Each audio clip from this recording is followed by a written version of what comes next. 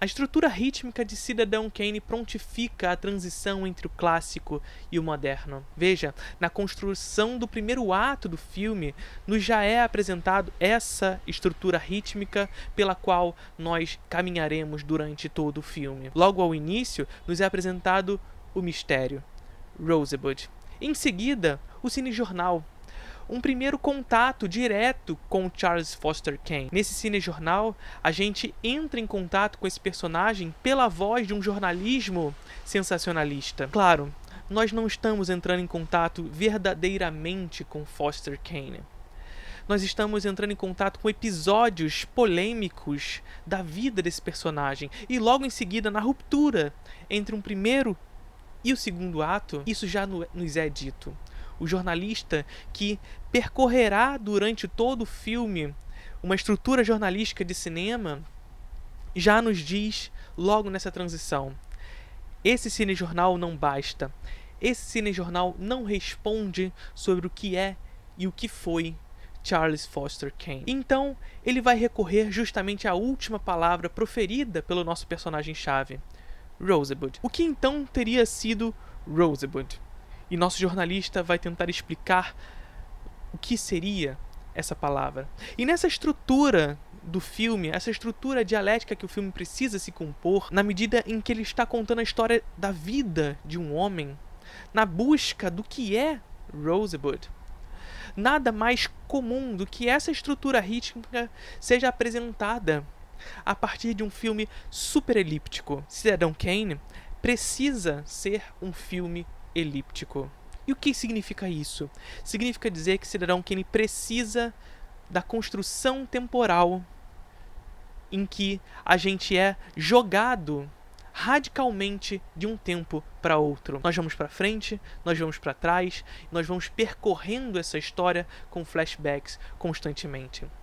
E se, eventualmente, em alguns momentos, o nosso jornalista entrevista algumas pessoas que nos dirão sobre episódios da vida daquele personagem, de uma maneira bastante clássica ao estilo jornalístico de se fazer cinema, esse clássico é rompido pelo flashback.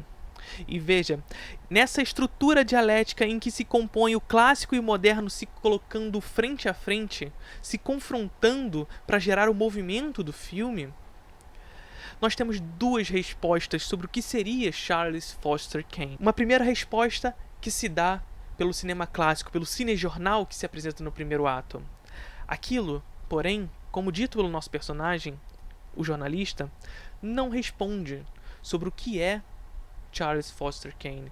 Apenas episódios da polêmica vida de um magnata da informação. Porém, num segundo momento, a gente tem a busca mais intimista desse personagem. O que seria Charles Foster Kane de maneira mais intimista? Nosso personagem jornalista, então, vai tentar achar as nuances da vida desse personagem, tentando preencher a peça que falta. Essa metáfora, inclusive, ela é constantemente relembrada durante o filme. A peça que falta. Essa peça que falta, ela é tentada... existe uma busca por essa peça nessa forma pela qual o jornalista percorre em cada um de seus entrevistados para achar no tempo de vida de Charles Foster Kane a peça que falta, Rosebud. E veja, nenhum de seus entrevistados consegue responder o que é Rosebud, o que é aquela peça, o que é aquele tempo que falta.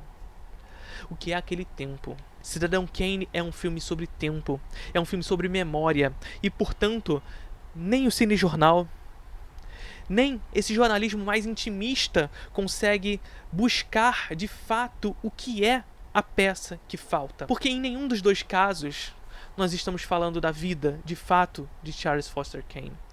Nós estamos falando de narrativas. Se no cinejornal nós temos uma narrativa sensacionalista que busca a polêmica, nesse cinema jornalístico que apresenta as nuances da vida desse personagem, nós temos outros personagens que nos dizem sobre Charles Foster Kane. E, portanto, nunca a verdade, nunca a realidade, e sempre a narrativa é percorrida durante o filme. O que seria Rosebud, então?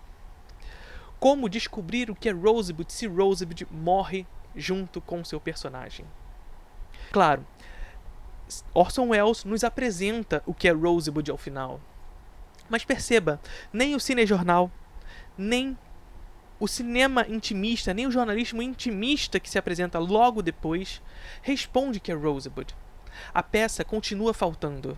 Continua faltando para ambos os jornalistas que não conseguem averiguar o que é Rosebud. A cena final do filme, mostrando aquele grande casarão, contando o quanto valia tudo aquilo, toda aquela grandiosidade material que Charles Foster Kane acumulava, não respondia o que significava Rosebud. Charles Foster Kane acumulava, mas nada daquilo preenchia o vazio que Rosebud trazia para ele. E ninguém descobria o que era Rosebud. E talvez nem mesmo nós.